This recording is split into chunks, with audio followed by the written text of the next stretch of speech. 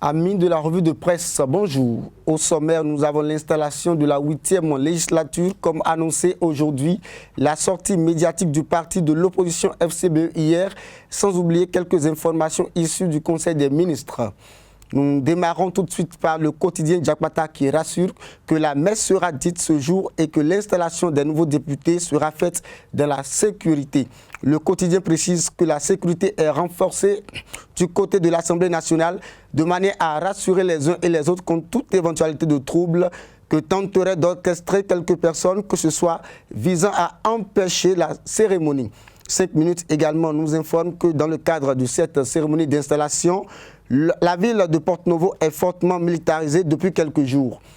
Il ajoute que des centaines de policiers et militaires bérets rouges lourdement armés circulent dans la ville. Ils veillent au grain et sont prêts à tirer sur tout ce qui bouge. Le matinal, quant à lui, annonce qu'un grand jour se lèvera aujourd'hui à Porto-Novo. Un jour qui suscite des réactions de part et d'autre, notamment de Thierry Gandaro, franco-béninois et membre du parti Bloc républicain.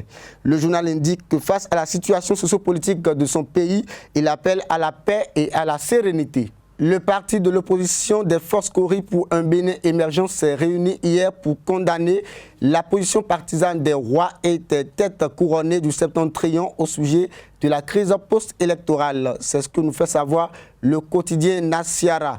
Dans cette colonne, il indique que les FCBE demandent alors à ces sages de recadrer leurs propos pour situer les responsabilités et de ne pas tomber dans la facilité.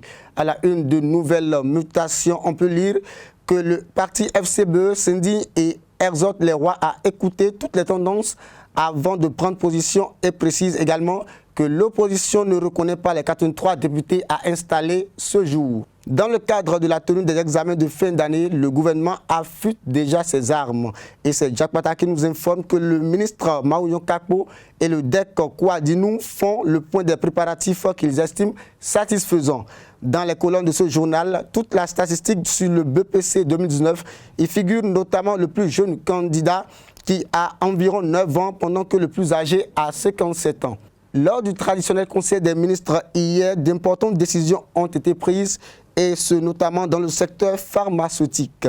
Le Béninois Libéré nous rapporte que le conseil des ministres réuni hier a autorisé à titre dérogatoire la centrale d'achat des médicaments essentiels CAME à s'approvisionner auprès des industries pharmaceutiques locales. Football pour finir, après la qualification des écureuils du Bénin à la Coupe d'Afrique des Nations Égypte 2019, les préparatifs vont bon train afin de bien armer ces missionnaires de foot béninois au grand défi à relever.